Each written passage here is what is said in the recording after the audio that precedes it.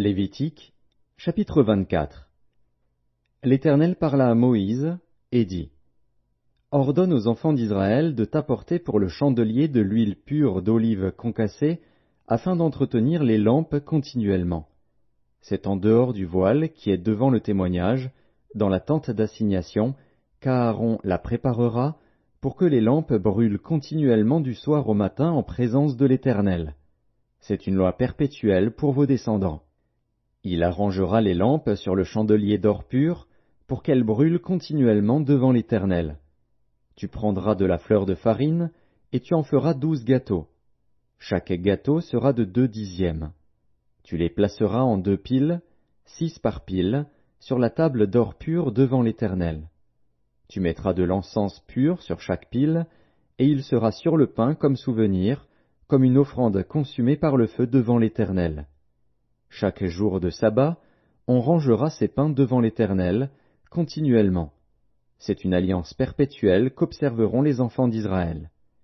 Ils appartiendront à Aaron et à ses fils, et ils les mangeront dans un lieu saint.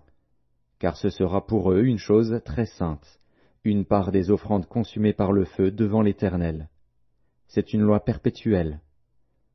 Le fils d'une femme israélite et d'un homme égyptien, étant venu au milieu des enfants d'Israël, se querella dans le camp avec un homme israélite. Le fils de la femme israélite blasphéma et maudit le nom de Dieu. On l'amena à Moïse. Sa mère s'appelait Shélomis, fille de Dibri, de la tribu de Dan. On le mit en prison, jusqu'à ce que Moïse eût déclaré ce que l'Éternel ordonnerait. L'Éternel parla à Moïse, et dit: Fais sortir du camp le blasphémateur.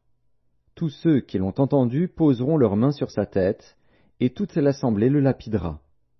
Tu parleras aux enfants d'Israël, et tu diras: Quiconque maudira son Dieu portera la peine de son péché. Celui qui blasphémera le nom de l'Éternel sera puni de mort. Toute l'assemblée le lapidera. Qu'il soit étranger ou indigène, il mourra, pour avoir blasphémé le nom de Dieu. Celui qui frappera un homme mortellement sera puni de mort. Celui qui frappera un animal mortellement le remplacera. Vie pour vie. Si quelqu'un blesse son prochain, il lui sera fait comme il a fait. Fracture pour fracture, œil pour œil, dent pour dent. Il lui sera fait la même blessure qu'il a faite à son prochain. Celui qui tuera un animal le remplacera, mais celui qui tuera un homme sera puni de mort. Vous aurez la même loi, l'étranger comme l'indigène, car je suis l'Éternel, votre Dieu. Moïse parla aux enfants d'Israël. Ils firent sortir du camp le blasphémateur, et ils le lapidèrent. Les enfants d'Israël se conformèrent à l'ordre que l'Éternel avait donné à Moïse.